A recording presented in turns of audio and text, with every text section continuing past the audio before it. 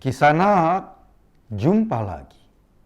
Seorang perempuan peramal yang dikenal dengan sebutan Mbak Yu secara resmi telah meralat ramalannya yang mengatakan bahwa Presiden Jokowi akan lengser pada 2021.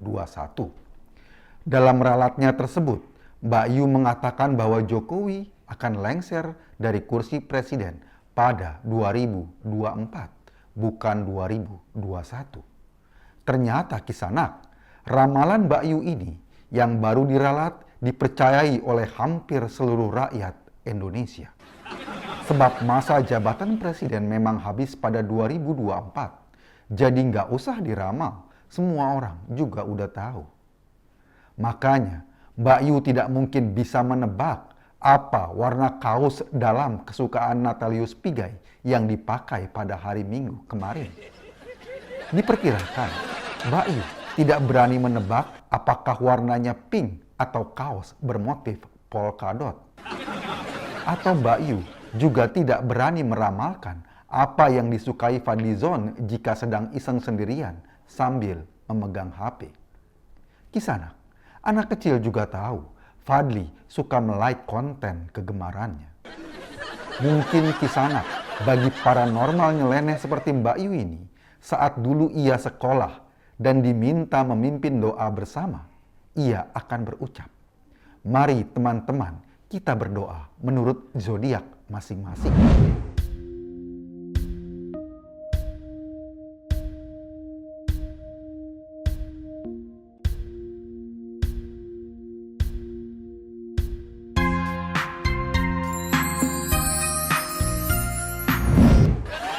Kisanak yang budiman. Soal meralat ramalan ini, selain Mbak Yu, Tengku Zulkarnain juga baru saja meralat perkiraannya. Dalam sebuah cuitan, Tengku Jul menjelaskan bahwa ketika seorang muslim meninggal nanti, ia bukannya mendapat 72 bidadari, tetapi menjadi 4.900 bidadari. Banyak banget.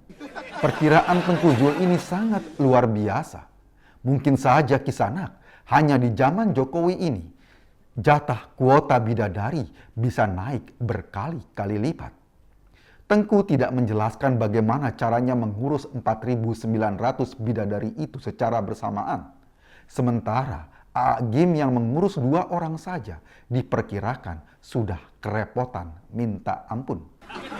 Jika dipikir-pikir Kisanak, kasihan nasib para pejantan di surga menurut definisi Tengku Jul nantinya. Dengkul mereka amblas, sering masuk angin karena nggak sempat memakai pakaian dalam.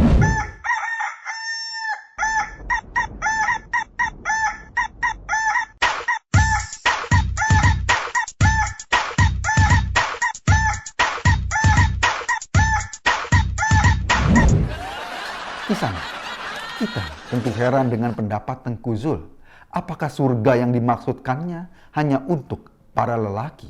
Sebab hadiahnya yang digambarkan hanya berupa bidadari yang notabene adalah para perempuan. Lalu, apakah kaum perempuan di surga nanti hanya cukup mendapatkan Tupperware saja? Tentu tidak, Kisanak. Barangkali saja di surga nanti, kaum perempuan bisa makan sepuasnya tanpa takut menjadi gendut. Tetapi tentu saja mereka makan dengan menggunakan wadah Tupperware juga.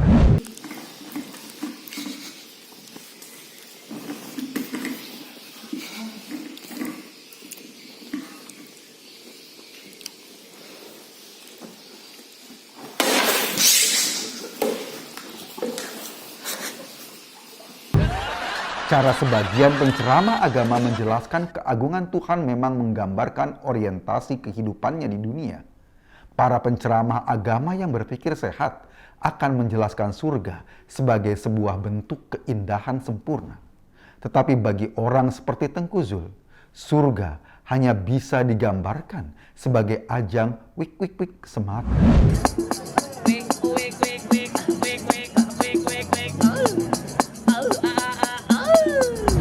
Kisanak, kita ikuti berita kedua.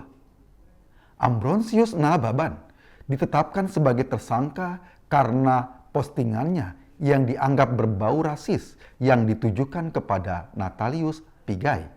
Dengan ditetapkannya sebagai tersangka, kita bisa memetik pelajaran jangan pernah menyebarkan ungkapan rasisme di media sosial, sesebal apapun Anda kepada Pigai. Nanti jika ada komentar Pigai yang isinya membuat Anda mual, cukup saja Anda memuji ketampanan mantan komisioner Komnas HAM tersebut. Kita bisa juga memuji akhlak dan bahasa Pigai.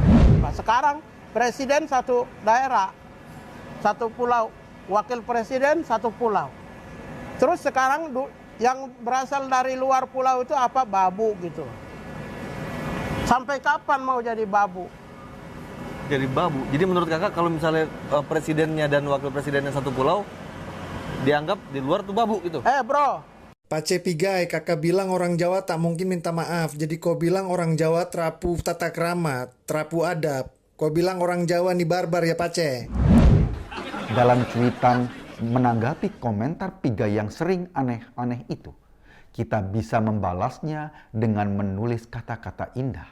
Misalnya, pipi Pigai merah merona seperti buah jambu. Alisnya rapih seperti serdadu berbaris. Giginya secerah mutiara. Dan keseluruhan tampilan Pigai bisa membuat Brad Pitt dan artis-artis Korea menjadi minder.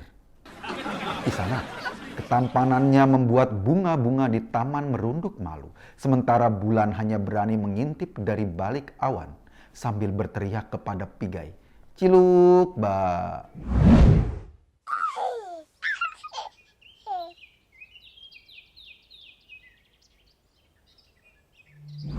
Istilah alain kisah, perempuan-perempuan yang memandang Pigai bisa membuat rahimnya menjadi mendidih.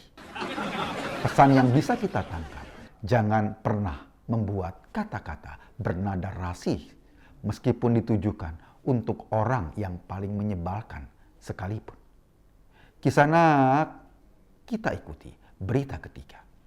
Seorang politisi Partai Demokrat yang juga pengguna narkoba baru-baru ini membagikan foto mantan Presiden SBY sedang memasak nasi goreng. Kita tidak tahu apakah nasi goreng spesial atau nasi goreng biasa.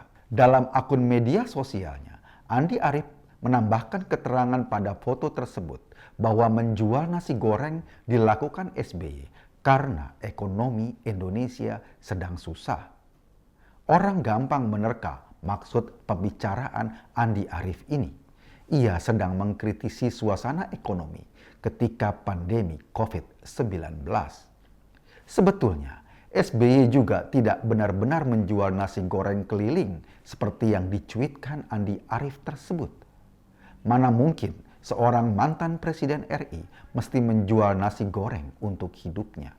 Selain sebagai orang mantan nomor 1 di Republik ini, yang kebutuhan hidupnya terjamin negara, diperkirakan kalau harus menjual nasi goreng, beliau juga tidak terlalu kuat mendorong gerobak nasi. Mungkin saja di sana maksud cuitan Andi Arief itu. Jika ekonomi kita sedang bagus, SBY bukannya membuat nasi goreng, tetapi ia akan menciptakan sebuah lagu. Cuitan yang berlebih-lebihan dari Andi Arief itu bisa saja membuat Tuhan tidak suka. Kisanak, kita ikuti berita terakhir. Bekas wali kota Padang, Fauji Bahar menjelaskan kenapa siswi di Padang harus tetap memakai jilbab. Menurutnya, karena pakaian itu bisa menghindarkan para siswi dari gigitan nyamuk yang terkutuk. Karena nyamuk tidak memandang agama, maka semua siswi dari agama apapun harus memakai jilbab. Meski Bahar tidak menjelaskan apakah nyamuk di Padang hanya menggigit kaum perempuan saja. Tampaknya Bahar sendiri sudah kebal digigit nyamuk. Buktinya ia sampai sekarang tidak pernah memakai jilbab. Alasan ini tampaknya menjadikan Bahar bingung membedakan yang mana jilbab dan yang mana kelambu, yang mana pakaian muslim dan yang mana obat nyamuk. Kisahnya, Alasan agar tidak digigit nyamuk, memakai jilbab juga bisa mengurangi rasa iri siswi-siswi perempuan di Padang. Menurut Bahar, siswi yang rambutnya dicat warna-warni akan tertutupi dengan jilbab. Ini akan mengurangi rasa iri dari teman-temannya yang rambutnya tidak dicat warna-warni seperti trotoar di Jakarta. Kisanak, dari keterangan Bahar ini kita jadi tahu sebetulnya di balik jilbab siswi di Padang ada rambut yang mirip gulali yang berwarna-warni. Kebiasaan mewarnai rambut tersebut kemungkinan besar disebabkan karena siswi di sana merupakan fans berat Lady Gaga. Kisanak, kalau bicara warna-warni, entah kenapa sampai sekarang trotoar, jembatan layang maupun genteng warga di Jakarta tidak juga dikasih jilbab. Kisanak, Anda sedang berada di channel paling update seangkasa. Lemesin aja, bro. Terima kasih.